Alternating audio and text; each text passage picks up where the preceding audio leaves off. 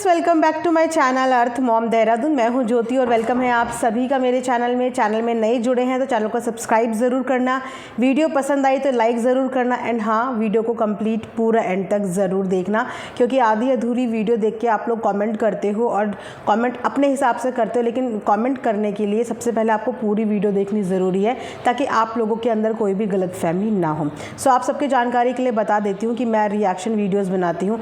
Sometimes मेरे reactions आपको अच्छे भी लग सकते हैं, समटाइम्स बुरे भी लग सकते हैं, क्योंकि मेरा काम रिएक्शन देना है। मैं किसी भी पर्टिकुलर इंसान की या व्लॉगर की या क्रिएटर की जब रिएक्शन देती हूँ तो फ़ैन नहीं होती। पर्सनल लाइफ में इस रिएक्शन वीडियोस के पीछे मेरे भी कुछ फेवरेट क्रिएटर्स हैं, लेकिन जब मैं रिएक्शन वीडियोस बनाती हूँ तो मेरे लिए सारे क्रिएटर्स एक ही जगह पे स्टैंड करते हैं और वीडियोस के हिसाब से, व्लॉग्स के हिसाब से मैं अपने रिएक्शंस जेन्युइन तरीके से देने की पूरी कोशिश करती हूँ। डेफिनेटली मैं हर किसी को खुश नहीं कर सकती, क्योंकि ऑडियंस ज़रूर फ़ैन हो सकती है। कुछ ऑडियंस किसी व्लॉगर की फ़ैन होगी और अगर मेरे रिएक्शंस उन पर नेगेटिव हैं तो डेफिनेटली ऑडियंस को बुरा लगेगा। तो प्लीज़ आप लोग बुरा मत माना कीजिए, मेरे काम को अंडरस्टैंड करने की कोशिश कीजिए कि रिएक्शन देना मेरा काम है। मैं यहाँ पे फ़ैन से हटकर रिएक्शन वीडियोज़ बनाती हूँ। तो चलिए ज़्यादा आप लोगों को बोर ना करते हुए आज का रिएक्शन वीडियो शुरू करते हैं। तो आप देख ही रहे हैं कि कामनी इस समय अपने मायके की शादी में, अपने भाई की शादी में बिजी है। लेकिन हाँ, शादी ऑलमोस्ट खत्म हो चुकी है, लेकिन व्लॉग हमेशा 1-2 दिन आगे पीछे चलते हैं। शादी निपट चुकी है, लेकिन शादी निपटने के साथ साथ ऐसे बहुत सारे एलिगेशन है जो अभी भी कवर्ड है और उनको अनकवर्ड करने की बात बोल दी है कामनी ने। जी हाँ, कामनी ने बोल दी है कि वो बहुत सारी चीज़ों से अभी जो है वो पर्दाफाश करेगी, उसे बहुत सारी चीज़ों के अभी जवाब देने हैं। वो जवाब क्या हैं, कौन कौन से क्वेश्चंस हैं जिसके कामनी अभी जवाब आने वाले दिनों में देने वाली है, या शादी के बाद उन्होंने डिसाइड किया है कि एक बार वो इस शादी के माहौल से फ्री हो जाए, उसके बाद वो हर उस कवर्ड चीज़ को भी अनकवर्ड करेगी जो एक क्वेश्चन मार्क उनकी ऑडियंस के माइंड में लाके खड़ा कर देते हैं। अब मैं आपको बताती हूँ कि वो कौन कौन से क्वेश्चन है जिसके ऊपर कामनी ने डिसाइड किया है कि वो शादी ख़त्म होने के बाद बात करेंगी। तो एक सब्सक्राइबर ने उनसे पूछा था कि शादी ख़त्म करके धनवी की गाली वाली एंड बेडरूम की जो बातें बोली हैं उसे क्लियर करो, क्योंकि यूट्यूब पे इतने नेगेटिव कमेंट्स नहीं हैं, इंस्टाग्राम पे तो भरमार लगी है।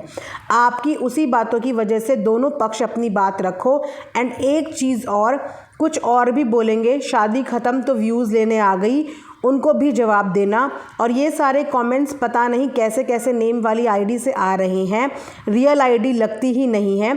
दूसरी पार्टी तो आजकल ज़ोरों शोरों से ब्लॉगिंग में लगी है, जैसे ही कुछ बोल लो भाई तू ब्लॉक। पॉजिटिव वाले जिंदाबाद, वो भी सिर्फ 100-150, वो भी कैसी कैसी आईडीज़ हैं।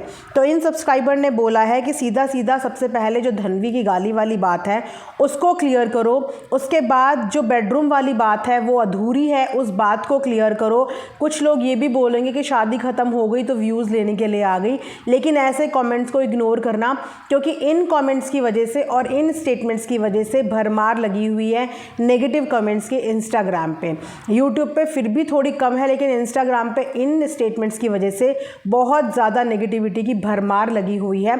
और ये जो बहुत सीरियस एलिगेशंस हैं ये क्लियर होने बहुत ज़्यादा ज़रूरी हैं। दोनों पार्टी सामने बैठो, यानी कि दोनों पार्टी सामने बैठो और जो चीज़ें बहुत ज़्यादा बिलो द बेल्ट बोल दी गई हैं उन चीज़ों को एक्सप्लेन करो, अपनी साइड बताओ और सबसे इम्पॉर्टेंट बात है कि सच बताओ। उसके अलावा उन्होंने ये भी बोला कि जो दूसरी पार्टी है, यानी कि जो देवरानी जी हैं, वो अपनी ब्लॉगिंग में इस समय बिजी हो रखी हैं, अपनी डेली व्लॉगिंग वो दिखा रही हैं और सारे के सारे नेगेटिव कमेंट्स को ब्लॉक पे ब्लॉक किया जा रहा है। सिर्फ पॉजिटिव कमेंट्स वहाँ पे रखे जा रहे हैं जो कि सिर्फ 100-150 हैं और वो भी बहुत वियर्ड आईडीज़ हैं।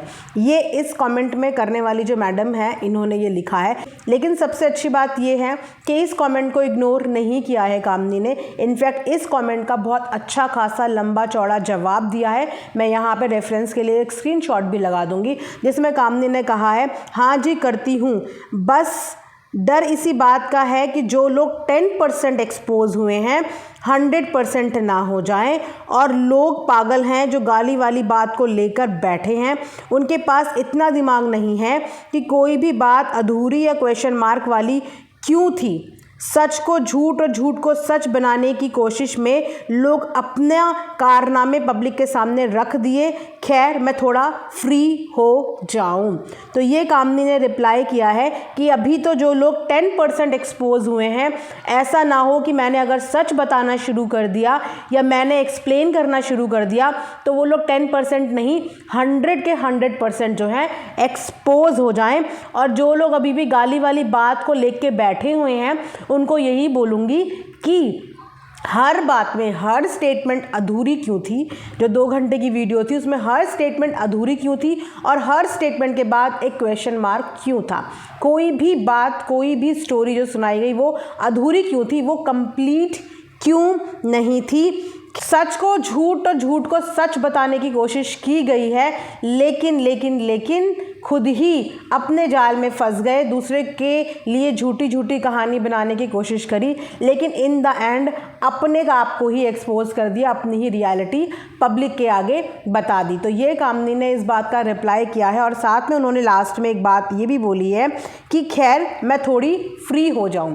तो इसका मतलब यही है कि वो शादी से और मायके की जो भी अभी रस्म रिवाज चल रहे हैं उनसे फ्री होने के बाद ये जो गहरे गहरे एलिगेशंस लगे हैं इनका जवाब देने के लिए रेडी हैं और वो इनका जवाब देगी, क्योंकि जिस तरीके से नेगेटिव कमेंट्स इंस्टाग्राम पे आ रहे हैं उनका रिप्लाई देना इस समय मजबूरी बन गई है। क्योंकि अगर इस बात का रिप्लाई नहीं दिया गया तो ये बहुत गंभीर एलिगेशन हो जाएगा कि जो अजीत भैया ने जो गाली दे दी बच्ची को और जो बेडरूम वाली पूरी कॉन्वर्जेशन बता दी इसका हिसाब, और उसी की वजह से नेगेटिव कमेंट्स आ रहे हैं। इसीलिए सब्सक्राइबर ने ये बोला है कि इन चीज़ों को क्लियर करो।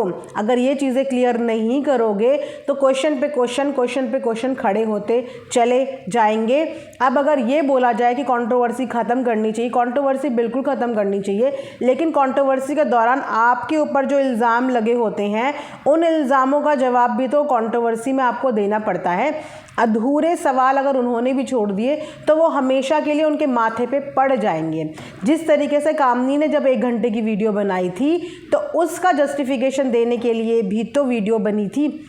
अब अगर 2 घंटे की वीडियो में बाकी 2 घंटे क्या बोला क्या नहीं बोला वो सब चीज़ें छोड़ दीजिए, लेकिन जो 2-3 सवाल ऐसे खड़े हो गए हैं जिनकी वजह से सब्सक्राइबर मैनिपुलेट हो रहे हैं या नेगेटिव हो रहे हैं या बार बार कामनी से रिक्वेस्ट कर रहे हैं कि ये 2-3 सवाल तो ज़रूरी हैं, इनका जवाब देना ज़रूरी है, इनकी सफाई करनी ज़रूरी है। क्योंकि अगर इन बातों की सफाई नहीं दी और इन बातों में अपना पक्ष नहीं बताया, अपनी साइड नहीं बताई, तो ये जो नेगेटिव कमेंट्स हैं इंस्टाग्राम पे जो परेशान कर रहे हैं, यूट्यूब पे जो परेशान कर रहे हैं, ये ऐसे ही परेशान करते चले जाएंगे। क्योंकि आपकी साइड से कोई भी जवाब नहीं आया था। उस 2 घंटे की वीडियो के बाद अगले दिन जब कामनी ने वीडियो बनाई थी तो उसने यही बोला था कि मैं इस कंट्रोवर्सी को अपने एंड पे यहीं पे ख़त्म कर रही हूँ।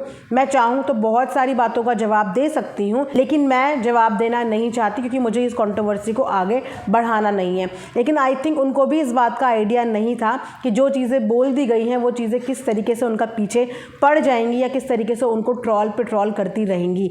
इंस्टाग्राम से लेकर यूट्यूब से लेकर हर कमेंट सेक्शन में सिर्फ और सिर्फ इन 2 क्वेश्चन को लेकर उन्हें बहुत ज़्यादा जलील और बहुत ज़्यादा परेशान किया जा रहा है। इसीलिए उन्होंने अब ये कमेंट करके ये चीज़ बता दी कि सिर्फ अभी तो 10% एक्सपोज हुए हैं और अगर मैंने अपनी साइड या अपनी स्टोरी या सच बता दिया तो 100% एक्सपोज हो जाएगी पूरी की पूरी फैमिली। तो आप लोगों को क्या लगता है कि कामनी को इस चीज़ के बारे में क्लैरिफिकेशन देनी चाहिए?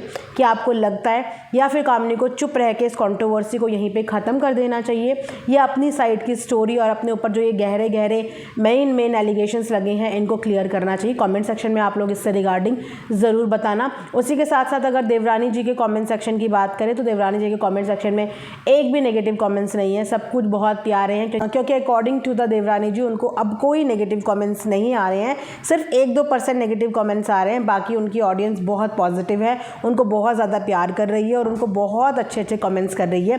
ये देवरानी जी का बोलना है कि फ़िलहाल उन्हें कोई भी नेगेटिव कमेंट्स नहीं आ रहे हैं और अब वो खुशी से अपनी व्लॉगिंग शुरू कर रही है, शादी की तैयारियाँ शुरू कर रही हैं। अपनी जो ननद की बेटी की शादी में जा रहे हैं वहाँ के कुछ गोल्ड शॉपिंग करी है, लेकिन उस गोल्ड शॉपिंग के दौरान भी आज भी कुछ ऐसे कमेंट्स होते हैं जिसको देवरानी जी भी इग्नोर नहीं करती हैं और जिसके देवरानी जी भी अपने कमेंट सेक्शन में जवाब देती हैं। तो वहीं पे जब गोल्ड शॉपिंग के लिए अपनी सास को लेकर देवरानी जी गई थी तो वहाँ पे एक सब्सक्राइबर ने देवरानी जी को भी ये क्वेश्चन किया कि अपनी सास को भी कुछ दिलवा देते, उनको भी कोई गोल्ड की चीज़ दिलवा देते, जिसका हंसते हुए सरकास्टिक वे में देवरानी जी ने रिप्लाई किया कि अगर मैं सास को कुछ दिला देती तो कहते कि सोना देके सास को खरीद लिया है। खैर इस बीच में ये खरीदने वाली बात, ये लेने देने वाली बात बहुत ज़्यादा उठी और इसी बात को सरकास्टिक वे में सुनाते हुए देवरानी जी ने कहा, क्योंकि देवरानी जी के ऊपर अक्सर ये एलिगेशन लगाए जा रहे हैं कि इन्होंने अपनी सास को, अपने ससुर को पैसों से ख़रीद लिया है, अपने पैसों की पावर दिखा के ख़रीद लिया है या अपने नेम फेम की वजह से ख़रीद लिया है। तो बड़ों को ख़रीदना इतना आसान नहीं होता। आजकल बड़े खुद बहुत ज़्यादा, बोला जाए तो मैं इनकी फैमिली की बात ही नहीं कर रही हूँ, पर आजकल जो आजू बाजू में देखने को मिल रहा है ना सोशल मीडिया पे, तो आजकल जो बड़े बुजुर्ग जो पेरेंट्स हो गए हैं ना, वही सेल्फिश हो गए हैं।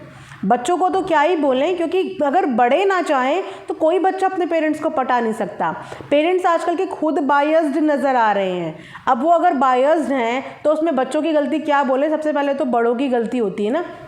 ऐसे तो बोला जाता है कि जब पेड़ ही ख़राब है तो फिर हम फल से क्या इच्छा करेंगे कि फल उसका अच्छा निकले या सड़ा हुआ निकले, जब गलतियां पेड़ से ही हो रही हैं। तो अगर पेरेंट्स ही आजकल के ऐसे निकल के आ रहे हैं जो बायस्ड हो रहे हैं towards their own childrens, towards their own kids, ऐसे बहुत सारे एग्जाम्पल्स हैं, तो फिर वहाँ पे बच्चे तो आपस में लड़ेंगे ही। और कहीं ना कहीं रीज़न यही है क्योंकि बड़े एक को सपोर्ट कर रहे हैं, दूसरे को सपोर्ट नहीं कर रहे हैं। बड़ों के लिए अपने सारे बच्चे बराबर होने चाहिए। जब दोनों के बीच में लड़ाइयाँ या मिसअंडरस्टैंडिंग हो रही हो तब वन साइडेड बातें उन्हें नहीं करनी चाहिए, समझाने बुझाने वाली बात करनी चाहिए, बातों को दबाने वाली बात करनी चाहिए। लड़ाई में और बोलते हैं ना घी डालने वाली हरकतें नहीं करनी चाहिए। तो यहाँ पे इसीलिए इस वजह से भी जो है देवरानी जी को ये बार बार सुनना पड़ता है, चाहे वो उनको पैसों से इम्प्रेस भी ना कर पाती हो, चाहे रीजंस कुछ और ही हो, लेकिन उनको ये सुनना पड़ता है कि भैया ये गिफ्ट दे दिया तो पटा रही है, सास को पटा रही है, ससुर को पटा रही है। पेरेंट्स को पटाने की ज़रूरत क्या है, पेरेंट्स तो खुद ही पटाए हैं। उनको भी आज की डेट में पता है भैया किससे हमें ज़्यादा फ़ायदा मिलने वाला है, किससे हमें कम फ़ायदा मिलने वाला है। पहले के ज़माने में हुआ करता था कि जो बच्चा कमज़ोर होता था, पेरेंट्स का झुकाव और पेरेंट्स का प्यार उस बच्चे की तरफ ज़्यादा होता था। अगर मैं गलत बोल रही हूँ तो ज़रूर बताना। आप सब ने भी अपने घर में जो आपके पीछे की जनरेशन रही हैं उनमें आपने ये चीज़ नोटिस की होगी कि पहले के पेरेंट्स क्या कहते थे, बेटा तू तो ठीक है, तेरा तो सब कुछ अच्छा है, देख वो कमज़ोर है, उसके पास थोड़ा कम है। तो उनका झुकाव हमेशा कमज़ोर बच्चे की तरफ ज़्यादा रहता था। हमारी दादी वादी के टाइम की बात कर रही हूँ कि वो हमेशा कमज़ोर बच्चे की तरफ उनका झुकाव ज़्यादा रहता था, जिन्हें ज़्यादा ज़रूरत होती थी। लेकिन आजकल चीज़ें थोड़ी सी बदल गई है, मॉडर्न ज़माना आ गया, या ये बोलिए कि पेरेंट्स भी अपडेट हो गए हैं टाइम के साथ साथ, कि अब उनको समझ में आ रहा है कि अगर जो कमज़ोर है वो हमारा कुछ भी नहीं कर पाएगा आगे चल के, लेकिन जो पैसे वाला है और जो अच्छा स्टेबल है बच्चा, उसकी तरफ उनका झुकाव ज़्यादा हो गया है। ऐसे हमने एग्जाम्पल्स बहुत सारे अपने इर्द गिर्द देखे हैं। तो ज़माना भैया बदल गया है, पेरेंट्स का प्यार भी कन्वीनियंस के हिसाब से चेंज होता हुआ नज़र आ रहा है, बहुत सारी जगह देखने को मिल रहा है। बस मैं यही होप करती हूँ आने वाले टाइम पे कि पेरेंट्स इतने भी ज़्यादा अपडेट मत हो कि आपके बच्चों की लड़ाइयों का वजह आप बन जाओ। आपका प्यार, आपका बायसनेस आपके बच्चों के बीच में दरार डेवलप कर दे। तो इतने भी अपडेट अपने आप को मत करो, अपने बच्चों को इक्वल रखो। जब तक बोलते हैं घर के गार्जियन हैं और उसके बाद भी अगर घर डिवाइड हो रहा है तो उसमें गलती बच्चों से ज़्यादा बड़ों की होती है कि आपके रहते रहते, आपकी मौजूदगी में तब आपके घर के अंदर अगर रिश्तों का बंटवारा हो रहा है तो इसका मतलब कि आप अपने घर की भागदौड़, अपने घर की जिम्मेदारियां ठीक से संभाल नहीं पा रहे हो। तो जब तक बच्चों का ऊपर पेरेंट्स का साया होता है, हर बच्चा अपने आप को प्रोटेक्टेड फील करता है और तब तक हर परिवार इकट्ठा एक मुट्ठी में रहता है। तो अगर वो परिवार आज बिखर रहा है ना, तो बच्चों से ज़्यादा मैं ये बोलूँगी उसमें बड़ों की गलती है कि आपके जीते जी आपका घर बिखर कैसे रहा है, आप क्यों अपने घर को समेट नहीं पाए। तो ये था मेरा आज का एक रिएक्शन। आई होप आप लोगों को पसंद आया होगा। लाइक शेयर एंड सब्सक्राइब ज़रूर करना, कमेंट ज़रूर करना और अपना नज़रिया ज़रूर शेयर करना। मिलेंगे नेक्स्ट वीडियो में, तब तक अपना ध्यान रखिए। Thanks for watching earth Mom Dehradun.